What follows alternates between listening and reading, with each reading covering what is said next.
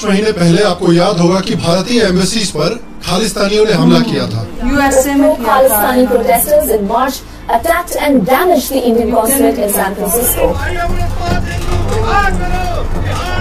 Indian consulate was attacked by Khalistani group. यार ये कितना गलत है। उसके बाद इन अटैक्स में जो कुछ खालिस्तानी इन्वॉल्व थे वो धीरे धीरे टपकने लगे। अब ये किसने किया? अब देखिए ये राज भी उन्हीं के साथ चला गया। लेकिन इस हफ्ते कनाडा के राहुल गांधी, जस्टिन ट्रूडो ने कनाडा में खालिस्तानियों के एलिमिनेशन के पीछे भारत पर आरोप लगाया। उनकी कोशिश थी कि भारत की इंटरनेशनली बेइज्जती करते हैं, लेकिन क्या करें, ये उनो रिवर्स हो गया। भारत की बेइज्जती होने के बजाय भारत के लोगों में प्राइम मिनिस्टर मोदी की इमेज और भी स्ट्रॉन्ग हो गई और उल्टा इंटरनेशनली कनाडा की बेइज्जती हो गई। और आप हालत देखिए कि भारत अब डेवलप्ड देशों को मात दे रहा है डिप्लोमेटिकली। ये भारत की बढ़ती इंटरनेशनल स्टैचर को भी दिखाता है। और भारत ने ये कैसे अचीव किया, आइए आज के वीडियो में जानते हैं।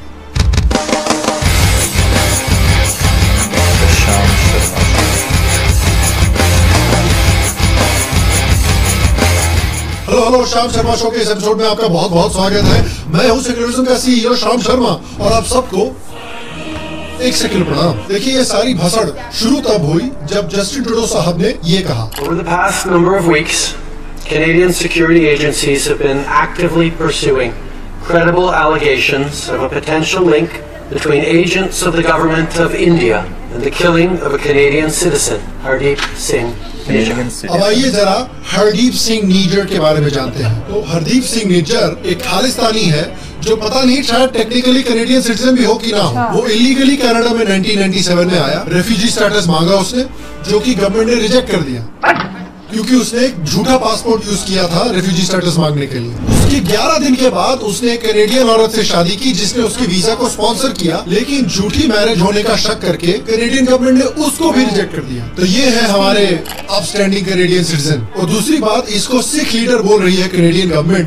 जरा सिख लीडर के शब्द सुनिए। ਜੇ ਇੰਦਰ ਨੇ ਅਟੈਕ ਕੀਤਾ 31 ਅਕਤੂਬਰ ਨੂੰ ਸੋਧਾ ਲਾ ਕੇ ਗੱਡੀ ਚਾੜਿਆ। ਜਿਹੜਾ ਕਮਾਂਡਰ ਬਣਿਆ ਫਿਰਦਾ ਸੀ ਜਨਰਲ ਵੈਦਿਆ, ਜਿਹਨੇ ਤਖਤ ਤੇ ਫੌਜਾਂ ਲੈ ਕੇ ਆਇਆ, ਉਹਨੇ ਦੇ ਵਿੱਚ ਉਹ ਵੀ ਗੱਡੀ ਚਾੜਿਆ। ਜਿਹੜਾ ਲੱਤਨ ਮਾਰ ਕੇ ਨਾ ਦਿੱਲੀ ਦੇ ਵਿੱਚ ਬੈਠਾ ਸੀ, 84 ਦੇ ਕਤਲੇਆਮ ਦਾ ਦੋਸ਼ੀ ਸੀ, ਉਹਨੂੰ ਵੀ ਜਿੰਦੇ ਸਿੱਧੇ ਨੇ ਗੱਡੀ ਚਾੜਿਆ।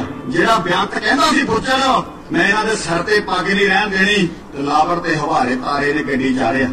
ये बंदा जिस गुरुद्वारे का लीडर था, उस गुरुद्वारे में बैठ के इंदिरा गांधी, भारत के आर्मी जनरल और भारत के पॉलिटिशियंस की मौत की खुशियां मना रहा है। According to national investigative agency, ये बंदा ऑर्गेनाइजेशन बपर खालसा इंटरनेशनल का मेंबर था, जिसके पाकिस्तान की ISI से भी कनेक्शंस माने जाते हैं। इस बंदे पर इंटरपोल ने, जो यूरोप की इन्वेस्टिगेटिव एजेंसी है, उसने भी एक नोटिस जारी किया था। टाइम्स ऑफ इंडिया की एक रिपोर्ट ने बताया था कि ये बंदा कनाडा के ब्रिटिश कोलंबिया में आतंकवादी कैंप्स भी चलाता है। ये है कनाडा के अपस्टैंडिंग सिटीजन निज्जर जी, जिनको इतनी रिस्पेक्ट दी जा रही है कनाडा के पॉलिटिशियंस के द्वारा। और जस्टिन ट्रूडो के पार्टनर, अलायंस के पार्टनर, कहा जा रहा है दिमाग आपका बहुत तेज हो रहा है। जगमीत सिंह, उन्होंने भी धमकी दी बिल्कुल सोशल मीडिया पे जाके छाती चौड़ी करके कि मोदी की ईंट से ईंट बजा देंगे। हम घर में घुस के मारेंगे। चीचा पहले इंडिया का वीजा तो ले लो।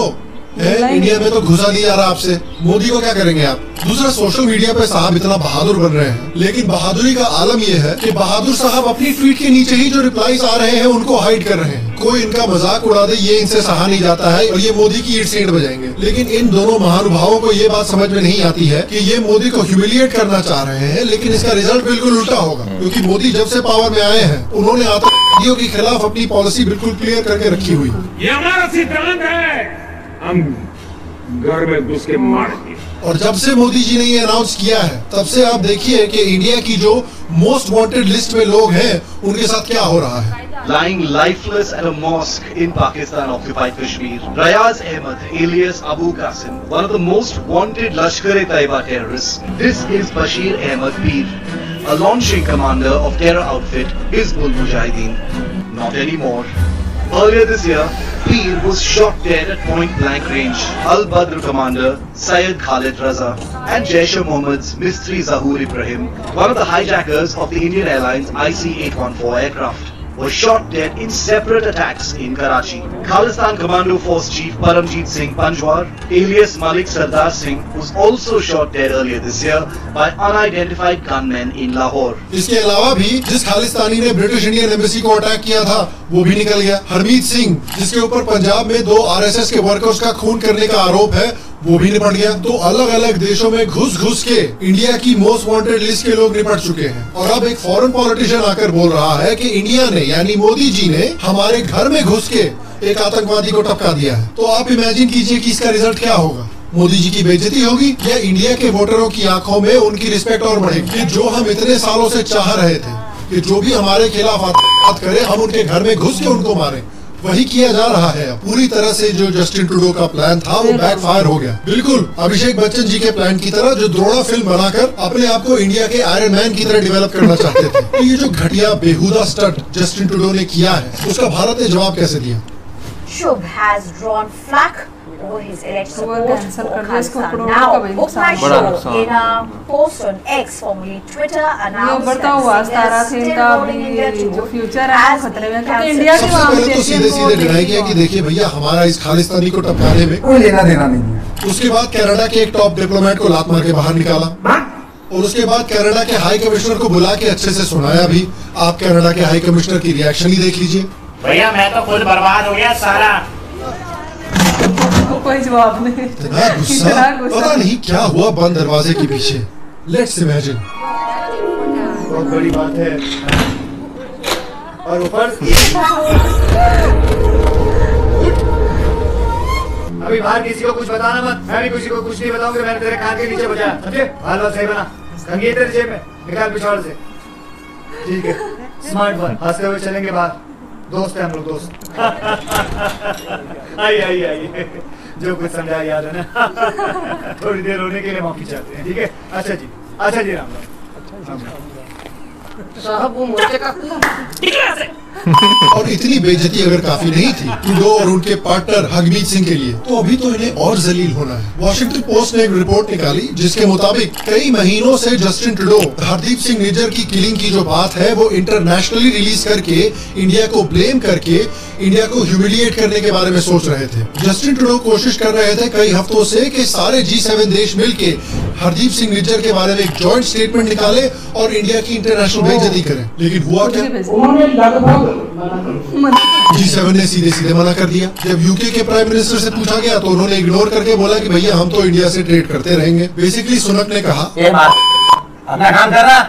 जब ऑस्ट्रेलिया से पूछा गया तो ऑस्ट्रेलिया ने बोला अबे तू चिल करना यार। तो बेसिकली ऑस्ट्रेलिया ने भी कहा और अमेरिका ने तो एड्रेस ही नहीं किया, भारत का नाम तक नहीं लिया। और वैसे भी अमेरिका क्या बोलेगा यार? अमेरिका की इतनी लंबी हिस्ट्री है कि देश के बाहर दूसरे देशों में जा के लोगों को मारते आए हैं इतने सालों से, तो वो किस मुंह से बोलेगा कि अगर दूसरा देश आतंकवादियों को किसी दूसरे देश में जाके मार रहा है? तो इतनी बुरी तरह से जब बेइज्जती हुई, जब G7 के देशों ने ही उनको मना कर दिया, तब ट्रूडो साहब का भी स्वर बदल गया। बोलने लगे कि भाई हम इंडिया पे इल्जाम नहीं लगा रहे हैं। India, the government of India, needs to take this matter with the utmost seriousness. We are doing that. We are not looking to provoke or escalate. We are simply laying out the facts as we understand them. ये Canada का problem है, Canada का बंदा मारा गया, Canada में मारा गया है, कनाडा को हैंडल करना चाहिए, कनाडा को सीरियसली लेना चाहिए। इंडिया के क्या लेना देना इससे? मतलब ट्रूडो साहब ने ना कसम से राहुल गांधी लेवल की कैंपेनिंग की है बीजेपी की। पहले कहा कि इंडिया ने हमारे घर में घुस के हमारे आतंकवादी को मारा, इससे मोदी जी की पॉपुलैरिटी बढ़ गई, ऑपोजिशन डिमोरलाइज हो गई। उसके 2 घंटे के बाद फिर निकल के बोला कि देखिए नहीं, हम इंडिया पे कोई इल्जाम नहीं लगा रहे हैं। मतलब बैक ट्रैक कर लिया, तो स्टेटमेंट दिया था, खुद कमजोर लग रहे हैं और मोदी जी ताकतवर लग रहे हैं। इससे मोदी जी की पॉपुलैरिटी और बढ़ गई। तो आप समझिए ये क्या है? ये कनाडा के लिए एक बहुत बड़ी फॉरेन पॉलिसी एम्बैरेसमेंट है और इंडिया के लिए एक बहुत बड़ी डिप्लोमेटिक जीत है। और ये जो थप्पड़ पड़ा ना जस्टिन ट्रूडो के मुंह पे, ये थप्पड़ बड़ा अच्छा है क्योंकि उसकी जो गवर्नमेंट है वो बहुत सालों से खालिस्तानी एक्सट्रीमिस्ट को अपीज करती हुई आ रही है। इनफैक्ट ट्रूडो के परिवार में एक खानदानी प्रॉब्लम है। ट्रूडो का जो फादर था पियर ट्रूडो, उसने 1982 में खालिस्तानी आतंकवादी तलविंदर सिंह परमार को भारत को एक्स्ट्राडाइट करने से मना कर दिया था। ये परमार जो है ये बबर खालसा आतंकवादी ऑर्गेनाइजेशन का लीडर था और ये वही परमार है जिसने 3 साल के बाद 1985 में एयर इंडिया की स्पेनिश प्लेन की बॉम्बिंग की थी जिसमें 250 से ज्यादा मारे गए थे लोग, जिसमें मेजॉरिटी कैनेडियन सिटीजन्स थे। ये कनाडा का सबसे बड़ा टेरर अटैक था। अगर इसको 1982 में एक्सट्राडिट कर दिया होता तो शायद ये आतंकवादी अटैक नहीं होता कभी भी। 2014 में जब ये नया प्राइम मिनिस्टर बन के आया था ट्रूडो, तब इसने लिबरल सिख कैंडिडेट्स को खालिस्तानी सिंपैथाइजर से रिप्लेस करना शुरू कर दिया था अपनी गवर्नमेंट में। Kashmir Dhaliwal. Liberal Party, especially Justin, is in bed with the extremist and fundamental groups. That's why I decided to leave Liberal Party. The dissidents say a popular candidate, businessman Baj Dahan, was pushed out of the race by the party leadership in favor of Harjit Sajjan. Rajinder Bela is one of many who say the WSO speaks for hardcore Sikh nationalists trying to carve a Sikh state out of India. हाल में भी पिछले कुछ सालों और महीनों में हमने देखा है कि किस तरह से खालिस्तानी एक्सट्रीमिज्म बढ़ा है। हमने देखा है कि कनाडा में किस तरह से खुल्लम खुल्ला रेफरेंडम 2020 हुआ है जो भारत के टुकड़े टुकड़े करना चाहता है। हमने देखा है कि एक elected Indian prime minister Indira Gandhi के असैसिनेशन को कैसे खुल्लम खुल्ला कनाडा में सेलिब्रेट किया गया है। सिक्स फॉर जस्टिस नाम के एक बैंड एक्सट्रीमिस्ट ऑर्गेनाइजेशन का जो लीडर है गुरपतवंत सिंह पन्नू, वो ओपनली कैनेडियन हिंदूज को धमकी दे रहा है। Canadian Hindus, you have repudiated your allegiance to Canada and Canadian Constitution. Your destination is India. Leave Canada, go to India. ये क्या बात है? एयर इंडिया बॉम्बिंग के मास्टरमाइंड आतंकवादी तलविंदर सिंह परमार को भी कनाडा में खुल्लम खुल्ले सपोर्ट किया जाता है।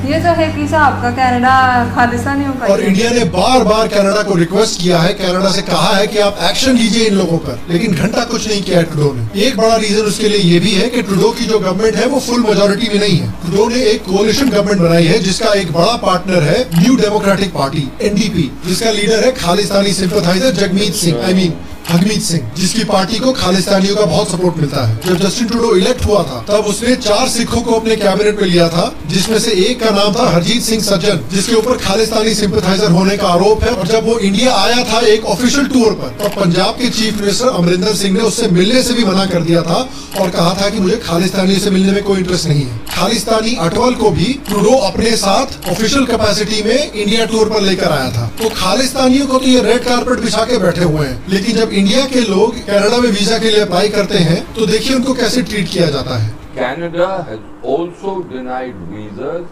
to members of our services about which we do not talk about and I don't wish to talk about, including very senior people who have served in these services. Canada, while asking for visa application, demands that these security personnel should inform the Canadians of the places where they have served. Yes. और इस देश की government की hypocrisy देखिए आप कि ये India की अलेजेड इंटरफेरेंस पे इतना हल्ला मचा रहे हैं, पाकिस्तान की तरह ही रा की साजिश चिल्ला रहे हैं। लेकिन कनाडा के ऑपोजिशन लीडर ने कहा कि जब चाइनीज इंटरफेरेंस हो रही थी कनाडा में, तब ट्रूडो का मुंह बंद हो रखा था। I find it interesting that he knew about vast foreign interference by Beijing for many years at the same time as Beijing had kept 2 Canadian citizens hostage, and he said nothing and he did nothing. Just very, very interesting that that was the approach he took in that case. इनको foreign interference से इतनी problem है, लेकिन Canada ने America के 2003 में Iraq के illegal invasion को बहुत सारा मिलिट्री सपोर्ट भी दिया था। तब कहाँ चला गया फॉरेन इंटरफेरेंस भैया? ये कहते हैं कि ये एक्स्ट्रा जुडिशियल किलिंग्स के खिलाफ है, लेकिन जब अमेरिका ने अलकायदा के अल जवाहिरी को मारा था, वो भी एक एक्स्ट्रा जुडिशियल किलिंग थी जिसको ट्रूडो ने सपोर्ट किया था। तो एक एक्स्ट्रा जुडिशियल सही है, दूसरा एक्स्ट्रा जुडिशियल गलत है। कसम से अगर अल जवाहिरी ने ट्रूडो के लिए वोट किया होता ना, तो ये निकम्मा उसको भी सपोर्ट करा था। कनाडा की गवर्नमेंट कहती है कि वो फॉरेन इंटरफेरेंस के खिलाफ है, लेकिन इंडिया में फार्मर्स प्रोटेस्ट के समय पे क्या कर रहे थे ये लोग? Canada will always stand up for the right for peaceful protest and for human rights around the world. Call on leaders across the world to denounce the Indian government's violent response to these peaceful protesters. And I stand in solidarity with farmers demanding justice and fairness. ये कहते हैं कि ये extra judicial killings के खिलाफ है, लेकिन करीमा Bloch का आप केस याद कीजिए, जो कि एक पाकिस्तानी बलोच एक्टिविस्ट थी जो पाकिस्तानी आर्मी के खिलाफ आवाज उठाती थी, और पाकिस्तानी आर्मी किस तरह से बलोच एक्टिविस्ट को ट्रीट करती है और बलोचों को पाकिस्तान में दबा रही है, उसके बारे में आवाज उठाती थी। करीमा बलोच की भी अलेजिडली ISI ने एक्स्ट्रा जुडिशियल किलिंग की थी। कनाडा में ही। लेकिन उसके खिलाफ कनाडा ने क्या कहा कि भाई बड़े बड़े शहरों में छोटी मोटी मौतें हो जाती हैं। इतनी सारी हिपोक्रेसी जमा करके रखी हुई थी इन्होंने, सारी की सारी इंडिया पर ही निकाल दी। तो क्यों जस्टिन ट्रूडो की इतनी भड़ास निकल रही है इंडिया पर? देखिए बहुत सारे रीजन है। पहले तो यार G20 की मीटिंग में इनको बुलाया था, लेकिन हर एक इशू पर, हर एक टॉपिक पर कनाडा को साइडलाइन कर दिया गया। किसी भी बड़े अनाउंसमेंट का हिस्सा नहीं था ये बंदा। जैसे गांव में भैंसिया नहीं खो जाती है, फिर भटकती रहती है पूरे गांव में, उसी खोई हुई भैंसिया की तरह G20 की मीटिंग में भटक रहा था ये आदमी। दूसरी बात, कनाडा में अभी एक अनप्रेसिडेंटेड इकोनॉमिक क्राइसिस चल रही है। इसकी बुरी परफॉर्मेंस की वजह से इसके ऊपर ऑपोजिशन का बहुत सारा प्रेशर बना हुआ है, और इसका जो ऑपोजिशन का लीडर है पियर पोलिवियर, वो पोल्स में बहुत तेजी से आगे बढ़ रहा है। और जिस दिन इसने इंडिया पर उंगली उठाई है वो कैनेडियन पार्लियामेंट का पहला दिन था। तो उसने सोचा कि भाई मेरे ऊपर सब लोग अटैक करेंगे कि इकोनॉमी इतने गड्ढे में क्यों है, तो हम ये नकली हवा क्रिएट कर देते हैं, 4-5 दिन तक कम से कम हमको इत्मीनान मिल जाएगा। और तीसरा, जो कि मैंने कहा कि इसके ऊपर इसके कोalition पार्टनर्स का भी बहुत प्रेशर है, खासकर इसका जो एक बड़ा पार्टनर है NDP और उसका लीडर हरमीत सिंह, जिसको खालिस्तानी सिंपैथाइजर्स का बहुत सपोर्ट मिलता है। और इतना इन्फ्लुएंस है खालिस्तानियों का कैनेडियन गवर्नमेंट में। 2018 में कैनेडियन गवर्नमेंट ने एक public terror threat report create की थी, जिसमें सिख एक्सट्रीमिज्म और खालिस्तानी एक्सट्रीमिज्म को as a clear terror threat दिखाया गया था। लेकिन 2019 में पार्लियामेंट्री इलेक्शन के बाद खालिस्तानियों के प्रेशर में सिख एक्सट्रीमिज्म शब्द और खालिस्तानी एक्सट्रीमिज्म शब्द दोनों को इस रिपोर्ट से निकाल दिया गया। बहुत लोगों का मानना है कि ये जगमीत सिंह के प्रेशर की वजह से हुआ। जगमीत सिंह वही है जिसने 2015 में एक प्रो भिंद्रन वाले रैली भी अटेंड की थी, जहां पर उसने एक स्पीच भी दी थी। खैर, कनाडा कितने गड्ढे में जा रहा है ये तो हम सब देख रहे हैं। इंडिया की किस तरह से इस सिचुएशन में जीत हुई है उसके बारे में बात करते हैं। देखिए, जितनी बुरी तरह से आपके परिवार की बेइज्जती होती है जब उनका लौंडा रोडीज पे जाके जलील होता है, उससे भी ज्यादा बेइज्जती ट्रूडो की इंडिया ने की है इस हालत में। और ये इंडिया की ग्रोइंग इंपॉर्टेंस और ग्रोइंग फॉरेन पॉलिसी पावर को दिखाती है कि यूके, यूएसए, ऑस्ट्रेलिया जैसे बड़े G7 के देशों ने कनाडा की मांग को ठुकराया और इंडिया को कंडेम नहीं किया, जो कि कनाडा चाहता था। ये सारे देश जानते हैं कि इकोनॉमिकली इंडिया ऑलरेडी कनाडा से बड़ा है और आगे के समय में कनाडा से और भी आगे बढ़ता ही जाएगा। तो इकोनॉमिकली इंडिया कनाडा से कहीं ज्यादा इंपॉर्टेंट है। पॉलिटिकली भी अगर देखें तो चाइना के इन्फ्लुएंस को अगर दुनिया में काउंटरैक्ट करना है तो उसके लिए इंडिया एक बहुत इंपॉर्टेंट प्लेयर है। कनाडा किस काम का इसमें है? पैसा बर्बाद बहन। इंडिया मिडिल ईस्ट कॉरिडोर जो नया डेवलप हुआ है, जो चाइना के बेल्ट एंड रोड इनिशिएटिव का एक कंपेटिटर है, उसकी सक्सेस के लिए भी इंडिया बहुत जरूरी है। इस कॉरिडोर की वजह से यूरोप और अमेरिका की जो डिपेंडेंस है चाइना के ऊपर, ये कम होगी। उसके लिए इंडिया जरूरी है। कनाडा का क्या करेंगे ये लोग? तेल निकालेंगे। और इंडिया ने अपने आप को इस इंपॉर्टेंस की पोजीशन में अपने इकोनॉमिक ग्रोथ, पॉलिटिकल स्टेबिलिटी और बहुत स्मार्ट फॉरेन पॉलिसी की वजह से डाला है कि आज के समय में G7 के मेंबर्स एक डेवलप्ड कंट्री के बजाय इंडिया को सपोर्ट कर रहे हैं। ये जियोपॉलिटिक्स में एक बहुत बड़ी बात है और सारी डेवलपिंग कंट्रीज के लिए ये एक बड़ी अचीवमेंट है। और कनाडा और खालिस्तानियों के मुंह पे एक बहुत बड़ा थप्पड़ भी है। मतलब ही नहीं था कि उनको कोई तकलीफ नहीं। और इंडिया को कनाडा में पल रही खालिस्तानी मूवमेंट से कैसे डील करना चाहिए? देखिए, सबसे पहले तो डिप्लोमेटिकली इसे डील करना चाहिए। जो इंडिया कर रहा है उसने बहुत बड़ा स्टेटमेंट भी दिया है कनाडा को। We have seen some comments, at least the media reports about comments by Prime Minister Trudeau. But let me make the larger point that the issue is not about freedom of expression, but its misuse for advocating violence, for propagating separatism, and for legitimizing terrorism. वो दूसरे देशों के साथ भी बहुत successfully counter Khalistani extremism programmes develop कर रहा है। यूके ने हाल में ही फंडिंग अनाउंस की है प्रो खालिस्तान एक्सट्रीमिज्म को टारगेट करने के लिए। आगे जाते हुए भी इंडिया अगर G7 कंट्रीज के साथ अच्छे रिलेशंस बनाकर रखेगा, उस रिलेशनशिप को लेवरेज करके भी इन देशों में खालिस्तानी एक्सट्रीमिज्म को टारगेट किया जा सकता है। और देखिए, मेन बात यह है कि खालिस्तानी आतंकवादियों के साथ और किसी भी आतंकवादी के साथ एक ही सुलूक होना चाहिए। हम घर में घुस के मारेंगे। और इंडियन कैनेडियंस को मैं बोलूंगा कि भैया देखिए, आपने सबसे पहले आप ट्रूडो के लिए वोट करते आए हैं, वो आपके मुंह पर ही थूक रहा है। जो लोग आपको मारना चाहते हैं उसको सपोर्ट कर रहा है। आपको सोचना है आगे जाते हुए कि आपके फ्यूचर के बारे में, आपकी जिंदगी के बारे में कौन सी पॉलिटिकल पार्टी को फिक्र है, ट्रूडो को या किसी दूसरी पॉलिटिकल पार्टी को। बाकी मैं आपसे पूछना चाहता हूँ कि ट्रूडो से और खालिस्तानी मेनस से इंडिया को डील करने के लिए क्या स्टेप्स लेने चाहिए, क्या डिप्लोमेटिक कदम उठाने चाहिए? नीचे कमेंट सेक्शन में मुझे जरूर बताएं। बाकी अगर आप इंडियन फॉरेन पॉलिसी किस तरह से चेंज हुई है उसके बारे में वीडियो देखना चाहते हैं तो उस पर बहुत डिटेल वीडियो हमने यहाँ पर बनाया है, आप क्लिक करके देख सकते हैं। मैं आपसे अगले एपिसोड में मिलूंगा और तब तक स्वस्थ रहें, सुखी रहें, फिर मिलेंगे। और आप सबको एक सेकंड, दुनिया ये कह रही है कि इस वाक्य के बाद, निज्जर की किलिंग के बाद, प्राइम मिनिस्टर नरेंद्र मोदी का जो नारा था घर में घुस के मारेंगे, हर वादा पूरा हो रहा है, हर वादा। उन्होंने कहा था कि दहशतगर्द हमारे मुल्क को नुकसान पहुंचाने वाले, अभी जो टेररिस्ट के नाम थे कुछ पाकिस्तान के अंदर पटकाए गए हैं, कुछ आप देख लें, अमेरिका, कनाडा और पता कहां भी आतंकी जो इंडिया की लिस्ट में थे वो पटकाए जा रहे हैं। और ये उनकी इंटेलिजेंस को सलाम है भाई, जो अमेरिका की तरह, इसराइल की तरह काम कर रहे हैं, अपने मुजरिमों को भी मार देते निकल जाते, सबूत भी कोई नहीं। लेकिन ट्रूडो ने समझा कि मैं कनाडा से, मुझे G7 का सपोर्ट है, तो इंडिया क्योंकि एशिया में आता है, एशियन कंट्री में आता है, तो मैं बात करूं वो सारे जो है सारे खालिस्तानी मेरी सपोर्ट में है। तो जो इस तरह एक बड़ा वावेला मचाने की कोशिश की, लेकिन इसके पास प्लान भी नहीं था। और इंडिया ने जब इनके वो डिप्लोमेट को आउट किया है, मैं कहती हूँ ऐसा उसका मुलादा पता नहीं क्या होगा। और अगर इंडिया एक कॉल दे देना अपने स्टूडेंट को वापस आ जाए तो इनको $4.5 बिलियन का नुकसान है। कनाडा में सबसे ज्यादा इंडियन है, वो कहते हैं मिनी इंडिया है। मैंने वो लोगों से सुना ना, वो कहते हैं कनाडा में सबसे ज्यादा इंडियन है, बड़े बड़े बिजनेसमैन इंडियन है। और निज्जर को देखिए, हम तो पहले इस मामले में जानते थे जून में किलिंग के बाद वही होती है जो सोशल मीडिया पर। लेकिन निज्जर का मामला सामने आया और मैं ये देखूं कि निज्जर के पीछे तो 10 लाख रुपए का इनाम था। निज्जर को जो पकड़ेगा, निज्जर के ऊपर FIR थी, निज्जर गैर कानूनी तरीके से कनाडा गया, निज्जर ने गैर कानूनी शादी की और आज जो गुरुद्वारा उसके पास था उसके अंदर वो हेट स्पीच दे रहा था और इंदिरा गांधी के मर्डर को जो है वो उसके ऊपर वावा मचा रहा था। तो बताइए कहां का लीडर आया। ठीक है, कहते हैं ना वो एक होता है फ्रीडम फाइटर्स होते हैं, कुछ कहते हैं कि तहरीक आजादी में है, वो मकसद कुछ और होता है। यहाँ पर तो हेट फैलाया जा रहा है। और आप देखिए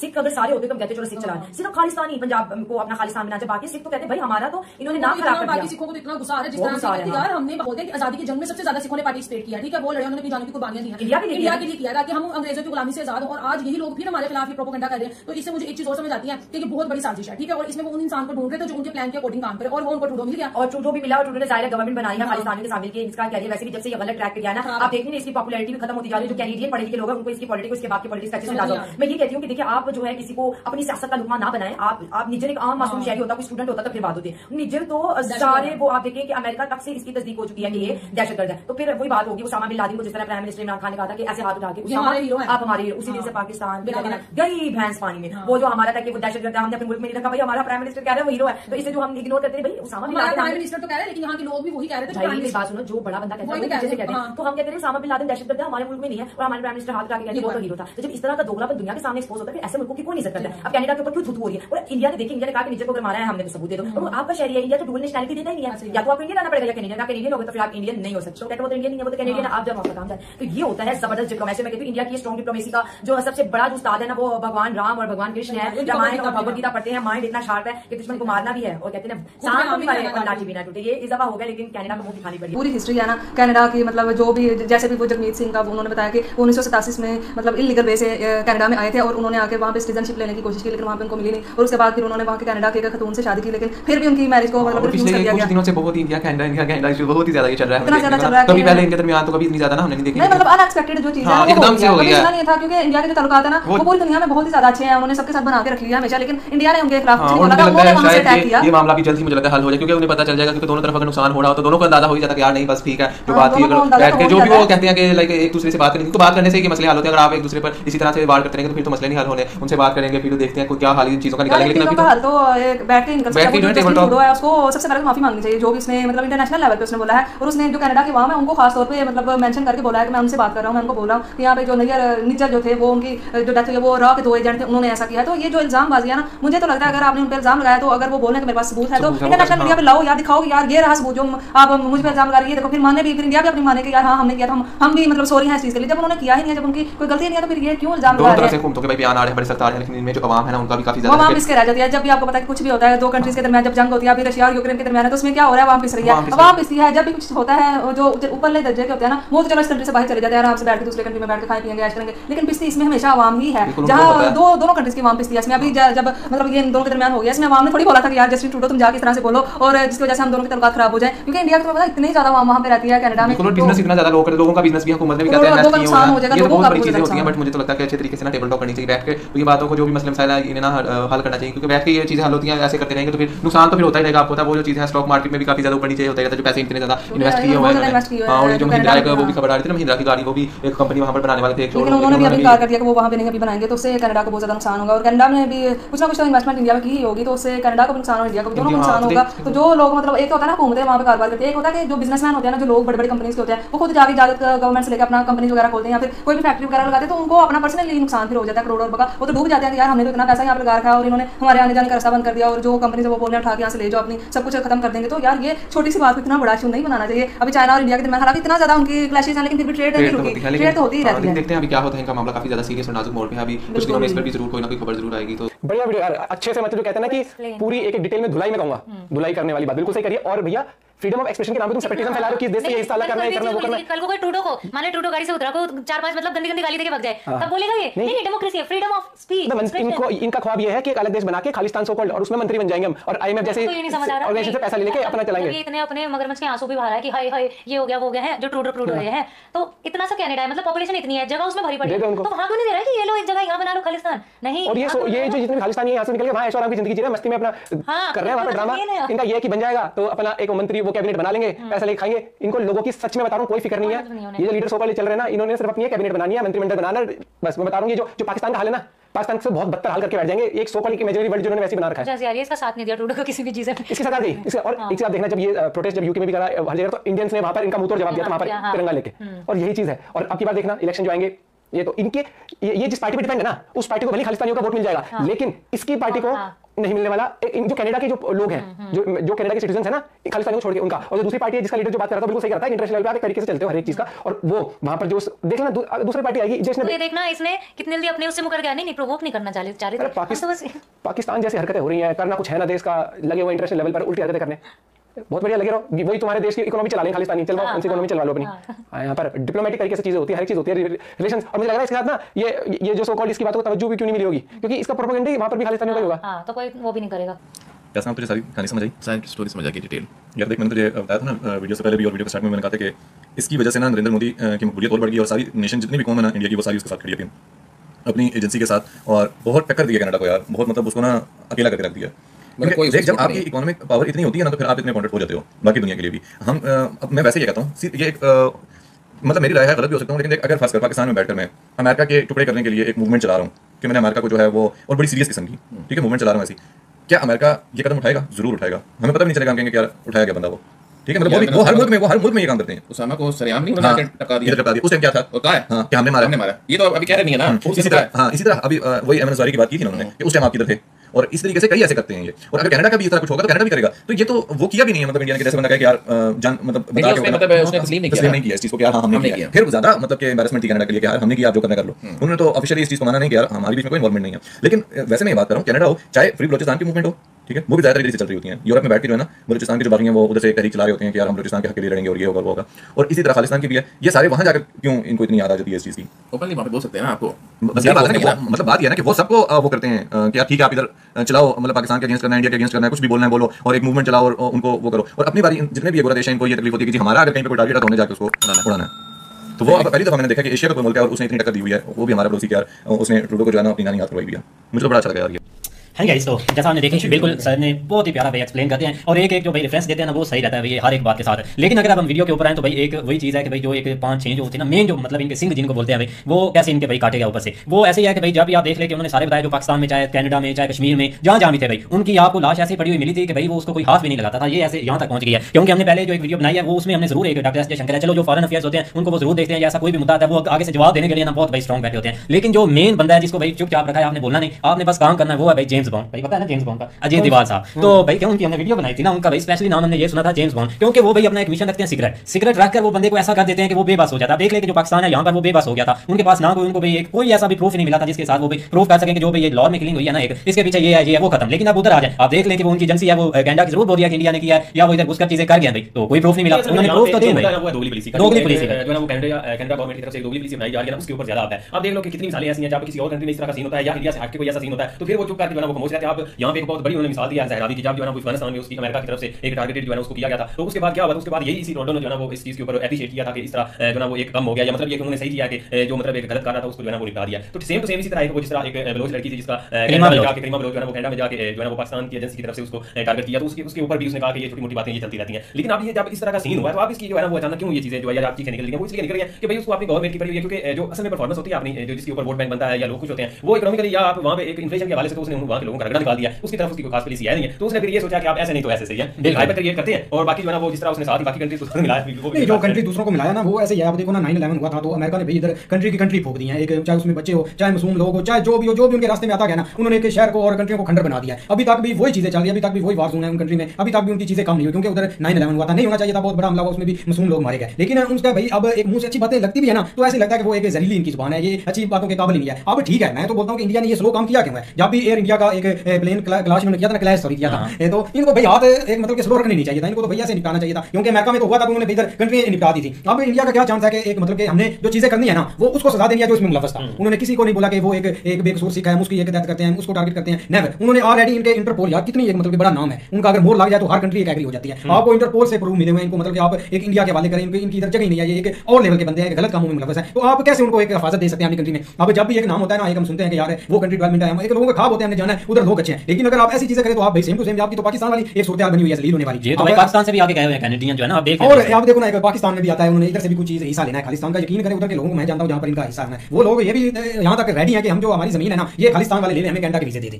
वो बेचारे दिहाड़ी इधर करते हैं, मजदूरी करते हैं, उनको कोई इधर से लेना देना नहीं है। अगर आपको खालिस्तान का कुछ हिस्सा चाहिए तो उधर से ले लें, उनको सारा पंजाब एरिया आता है भाई, कोई 2-3 हमें भी दे देना, हम भी जाकर भाई बैठे हैं, हम आपको खाली करवा देंगे, यकीन करें, हमें वीजे दें, हम जाकर उधर दिहाड़ी वगैरह करें, कोई एक अच्छा रोजगार तो मिल जाएगा, हम इन चीजों से दूर चले जाएंगे। लेकिन नहीं, आप पता नहीं ये, लेकिन जो भी है ना इसके पीछे मुद्दा बहुत बड़ा है, बहुत बड़ा भाई, इसके चाहे जिधर से भी है ना ये मामला ऐसे उठना नहीं था जैसे एकदम से इन्होंने उठाया है ना भाई मुद्दा इसके पीछे। और भी आप देख ले कि कुछ अभी भी ऐसे ग्रुप हैं जिन्होंने ये चाल चली, उन्होंने ये भी चीज रखकर आगे चले हैं कि अगर यहाँ पर कैनेडियन भैया जस्टिन ट्रूडो लेता है ना कुछ स्टेप से, भाई जो भी मोदी की जो पॉपुलैरिटी है ना वो कम होगी या वोट बैंक है वो खत्म होगा, लेकिन उल्टा उनको क्या पता था कि ये भाई उल्टा पड़ जाना है। अब देखे ना कि एक कंट्री वो पूरी कंट्री यही चाहती है कि जो हमारे पंजाब में हमारे इंडिया में ये ऐसे काम कर रहा है वो भाई उनको खत्म किया जाए, और वो बार बार कनाडा हमें ऐसी ऐसी धमकियां देती है और इधर से बंदे बेबस होते हैं। जब उनको पता चलता है कि भाई एक या फिर दूसरा या तीसरे की बारी है, फिर तो भाई अपना जो अपोजिशन बाकी वोटर्स हैं वो भी ये समझे कि भाई पीएम मोदी है, ये पीछे से बैठे ये चीजें हैंडल कर रहे हैं, ये तो भाई पॉपुलैरिटी उनकी बड़ी है, हम यहाँ नहीं बोल सकते कि भाई उनकी कम हुई है। जो इस मामले में दुख लगा ना वो एक लगा वो सिंगर शुक का, क्योंकि उसको भाई इंडिया ने नाम दिया, इतना उसको फेमस किया, उसके इधर एक दिल्ली मुंबई में लोगों ने उसको मतलब कि एक उसके एक शो देखने के लिए मतलब एग्रीमेंट की और अरेंजमेंट की, सॉरी एक लफ्ज पता नहीं कैसे निकल जाता है, लेकिन फिर भी देखो एक पीछे कितना एक रूप छुपा हुआ था, एक कमजोर रूप था, यहाँ तक कि भाई आपको विराट कोहली फॉलो करता है, आपको केएल राहुल फॉलो करते हैं, एक बड़े बड़े स्टार जो इंडिया में यकीन करें वो आपको फॉलो करते हैं, इतना आपको नाम दिया, फिर भी आपने ऐसी चीजें की और आज देखो भाई वो बंदा एक जलील हो रहा है। इतना बड़ा सिंगर था, इतनी बड़ी आवाज थी, आपकी उम्र क्या इन चीजों में पढ़ने की, आपके पास इतना फ्यूचर पड़ा है,